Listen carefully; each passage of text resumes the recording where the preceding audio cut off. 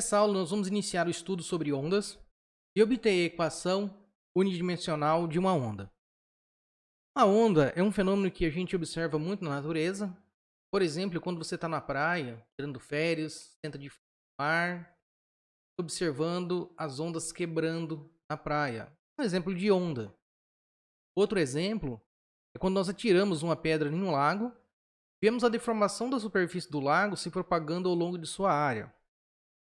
A onda também pode ser uma onda sonora, como a nossa voz, a minha voz agora falando com vocês, é um exemplo de uma onda sonora. E a luz, que é tratada como uma onda eletromagnética, ou seja, uma onda que vem da oscilação de campos elétricos e magnéticos. Nessa aula nós queremos fazer uma descrição matemática das ondas, e antes disso, a gente tem uma classificação da onda em dois tipos, em relação ao modo como elas oscilam e se propagam.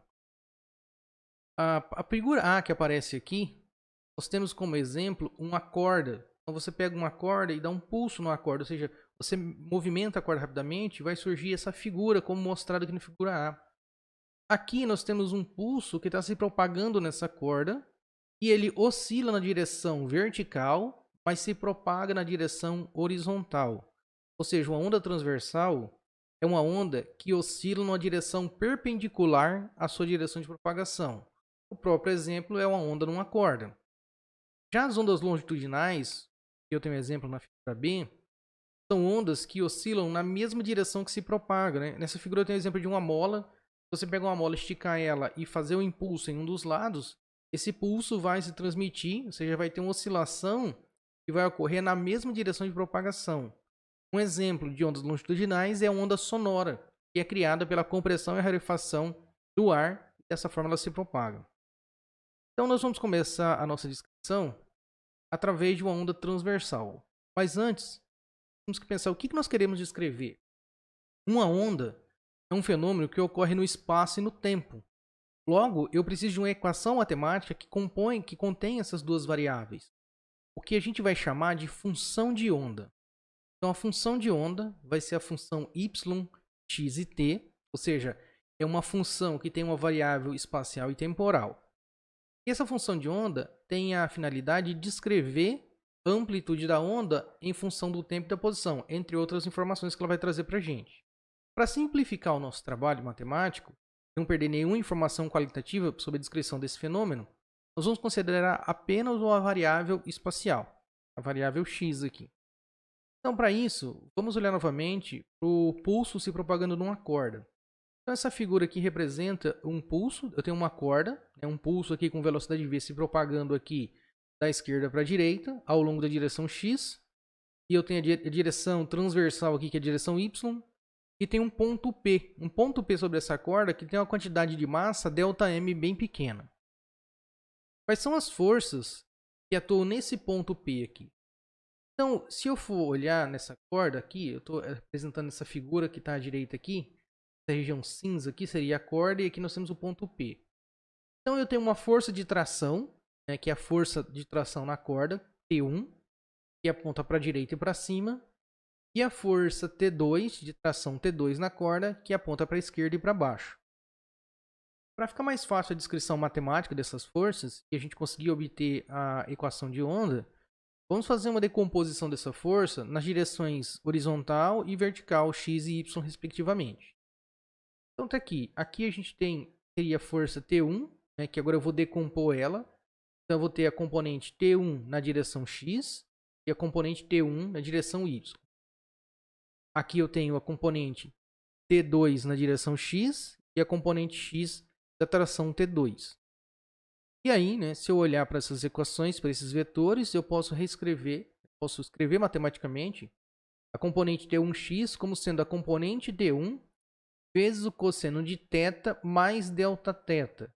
Então, em relação à tração T1 e à tração T2, eu tenho um incremento de ângulo aqui Δθ. O ângulo formado entre a tração T2 e a horizontal é θ, e o ângulo formado entre a tração T1 e a horizontal é θ mais Δθ. Logo, a componente x da tração 1 é T1 cosseno de θ mais Δθ. A componente y da tração T1 vai ser T1 vezes seno de θ mais delta-θ. Agora, se eu olhar para a componente T2, a componente x da tração T2 vai ser T2 vezes o cosseno de θ, e a componente y da tração 2 vai ser T2 vezes seno de θ. Qual é a força resultante que atua na direção y? Por que eu estou preocupado inicialmente com a direção y? Porque eu estou falando de onda transversal, ou seja, é a direção onde tem uma oscilação. Ela oscila na direção vertical e se propaga na direção horizontal x. Então, se eu for olhar para a força resultante, se eu olhar para o gráfico, para a decomposição das forças, eu tenho que a força resultante na direção y é dada pela diferença da T1y menos T2y.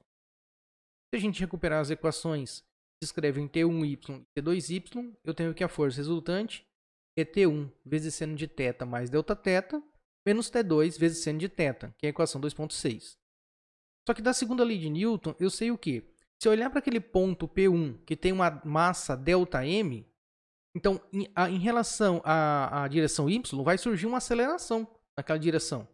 Então eu tenho que a força resultante na direção y é igual a ΔM vezes a aceleração na direção y, equação 2.7.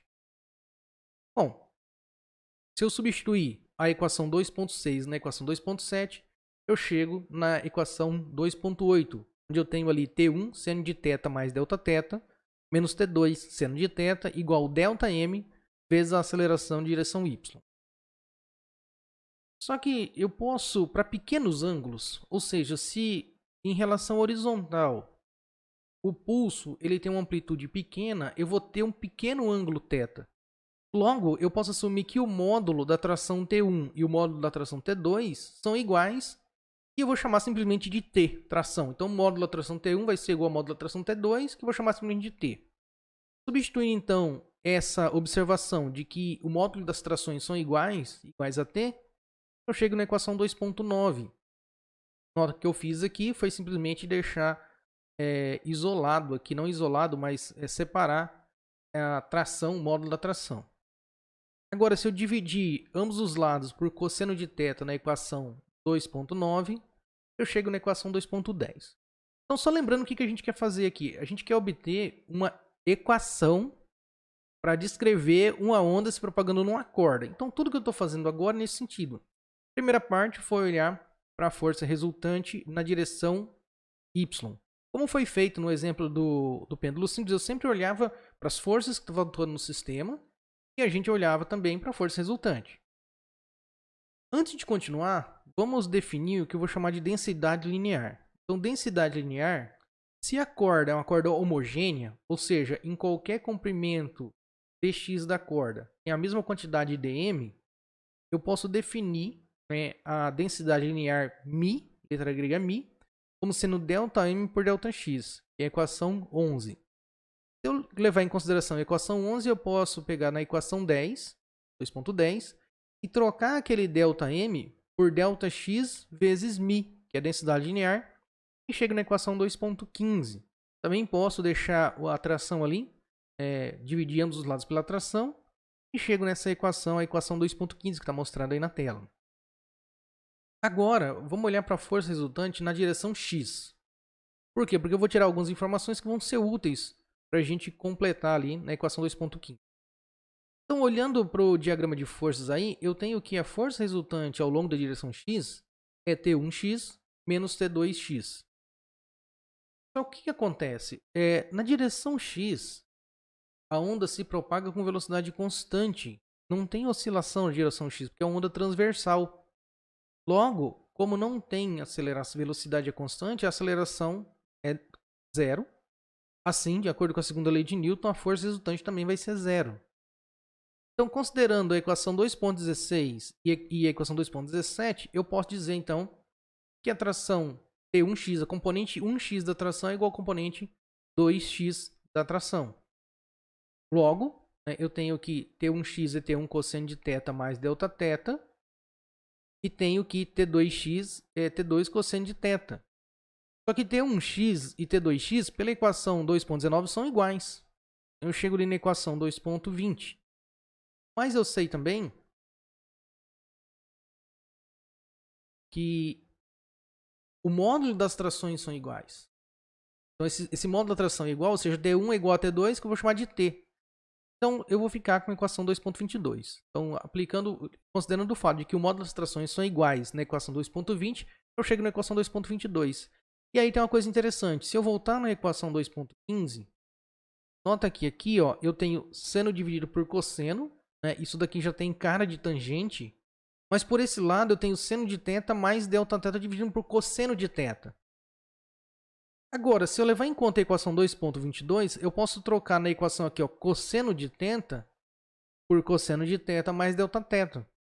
Então aqui, ó, seno por cosseno, seno por cosseno. Isso aqui já tem cara de tangente, que é a equação 2.24 que aparece aí.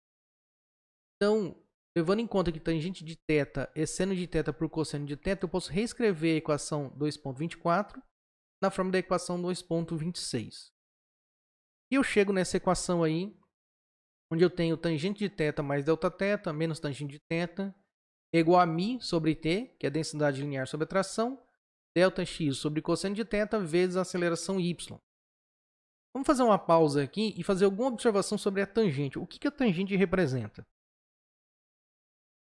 Vamos pegar um exemplo, uma função unidimensional aqui, uma função y, que é a função de x. Eu vejo o seguinte, eu posso pegar a função, por exemplo, função y num ponto x e a função y num ponto x mais delta x. Aqui é a curva em cor preta, aqui é a função. E eu tracei aqui, ó, a reta tangente a esse ponto, né? E corta esses dois pontos. O que eu tenho daqui? Se eu olhar para essa figura aqui, ó, aqui eu tenho um triângulo retângulo. Eu tenho um ângulo θ formado entre a horizontal e a reta tangente. Então, posso dizer que tangente de θ é y de x mais delta x menos y de x dividido por delta x, né? E tangente de θ, a gente sabe, é esse lado aqui dividido por esse.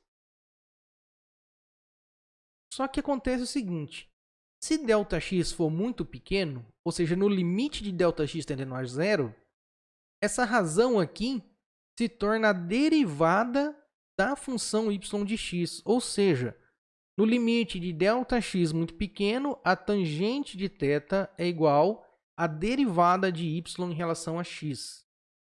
Então, se acontece isso, eu tenho um limite pequeno de Δx muito pequeno, eu tenho essa condição de eu posso trocar a tangente pela derivada.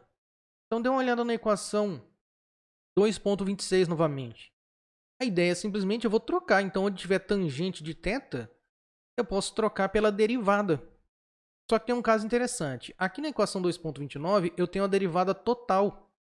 Porque y é função apenas de x. Mas no caso das ondas, y é função de x e de t. Então, em vez de trocar a tangente pela derivada total, eu vou trocar a tangente pela derivada parcial. Então, a derivada parcial ela aparece quando a gente tem uma função, quando a gente está derivando uma função, ela depende de mais de uma variável. Então, quando eu vou derivar só em relação a x. Essa é a ideia. Então, se eu aplicar a 2.30, a equação 2.30 na equação 2.26, eu chego na equação 2.31. E já começa a aparecer derivadas aí, vai indicar para a gente que daqui a pouco a gente pode obter a equação diferencial. Então tá aí a equação 2.31, onde eu tenho ali a aceleração em relação a y. Pessoal, a aceleração é sempre a derivada segunda em relação ao tempo. Mais uma vez, como eu estou falando de uma função y de x e de t, então eu vou ter a derivada parcial segunda. Então, substituindo a equação 2.32 na equação 2.31, eu chego na equação 2.33. E aí eu posso reescrever essa equação, né? É a mesma equação, a equação 2.34 é a mesma da 2.33, mas ela está escrita de uma forma diferente, onde aparece ali do lado direito 1 sobre Δx. Se eu tomar o limite de Δx tendendo a zero nessa equação, todo esse termo aqui, ó, isso daqui é o que? É a derivada segunda em relação de y em relação a x. Então, eu posso trocar todo esse termo, né, no limite de Δx tendendo a zero, eu posso trocar todo esse termo pela derivada segunda de y em relação a x.